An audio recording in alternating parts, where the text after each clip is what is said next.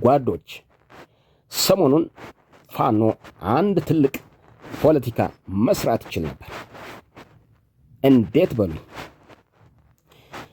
በነገራችን ላይ እኔ ለዘሜ፣ ለሳሙኤል፣ ለሀብቴ፣ ለመሳፍንት፣ ለደረጀ፣ ለምሬ፣ ለፍቅሩ፣ ለሌሎቹም ለአማራ ክብር ለሚዋደቁ ፋኖ ወንድሞቼ በጣም ትልቅ ክብር አለኝ።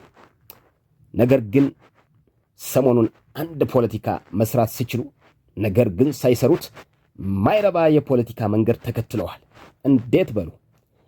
አብይ ከጽምዶ ጋር ከዋትና ከሻቢያ ቡድን ጋር እቧቀሳለሁ፣ በሰመራ በአፋር በኩል በወልቃይትም በኩል መቧቀስ እፈልጋለሁ ብሎ ጦርነት አዋጅ ሲል እነዘሜ እጃቸውን አጣምረው ሁለቱ ኃይሎች የሚቧቀሱበትን ቦታ አመቻምቸው ትልቅ ሜዳ አዘጋጅተውላቸው እጃቸውን አጣምረው ማየት ይችሉ ነበር።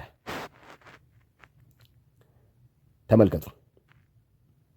ሁለቱ ኃይሎች ሲቧቀሱ ሁለቱ ኃይሎች የሚቧቀሱበትን ቦታ ማመቻመች፣ ከዛ እነዘሜ ትልቅ የፖለቲካ ስራ መስራት ይችሉ ነበር። ራሳቸውን ማስታጠቅ፣ በሎጂስቲክስ፣ በስልጠና፣ በመሳሪያ ራሳቸውን ማብቃት። ሁለቱ ኃይሎች ተቧቅሰው ደክሟቸው ሲመለሱ ውሃና ምግብ እየሰጡ መሳሪያቸውን መቀበል ይችሉ ነበር። ከዛስ ያለምንም ተገዳዳሪ 4 ኪሎ መግባት ይቻል ነበር።